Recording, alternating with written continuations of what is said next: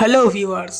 তো আমি সন্ধ্যাবেলা চা খেয়ে একটু কাজে বেরিয়েছিলাম, সেই কাজ সেরে এখন ফিরছি। এখন মোটামুটি 10টা বেজে গেছে, হয়তো বাড়ির সামনেই আছি। এই আমার বাড়ি।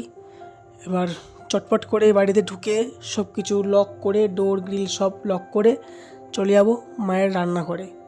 কারণ অলরেডি মায়ের পাস্তা তো রান্না হয়ে গেছে বা অর্ধেক পর্যায়ে আছে, তাই বেশি দেরি করব না। ঘরে ঢুকলাম, তবে প্রচণ্ড গরম, একটু গাছের পাতাও নড়ছে না।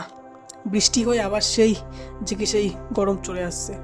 তো দরজাটা লক করি, লক করে আবার চলে যাই সোজা রান্নাঘরে গিয়ে দেখি মা কদ্দুর পাস্তার কি হচ্ছে।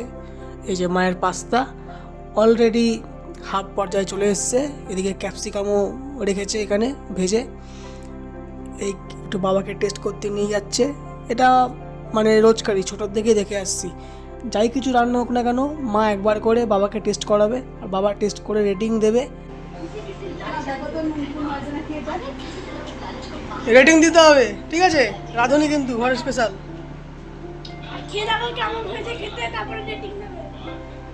কেমন হয়েছে? ভালো হয়েছে, দারুণ হয়েছে। এর সঙ্গে একটু হাসো, হেসে বলো ভালো হয়েছে। দারুণ হয়েছে, দারুণ হয়েছে। ঠিক আছে। তো এখানে মায়ের পাস্তা রান্না করা অলরেডি শেষ। এবার লাস্ট ফিনিশিংয়ে আমি একটু হাত লাগিয়ে বলি যে আমিও রান্না করতে পারি, আমিও এখানে হেল্প করেছি।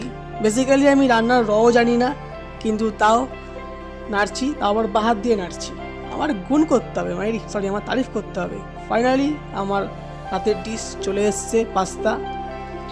অনেক দিন পরেই পাস্তা খাচ্ছি, অনেক মাস পরেই পাস্তা খাচ্ছি। কারণ পাস্তা আমি বেসিক্যালি সকালে কিংবা দুপুরের টাইমেই খাই, রাতেই প্রথম খাচ্ছি। তো সত্যিই খুব ভালো হয়েছে টেস্ট করে।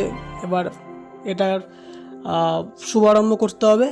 তোমরা কারা কারা আছো আমার মতো যে এরকম পাস্তা খেতে ভালোবাসো, তারা অবশ্যই কমেন্ট করে জানিও। আর সবাই ভালো থেকো। আজকের মতো আমার এই হলিডের ব্লগটা আমি শেষ করছি।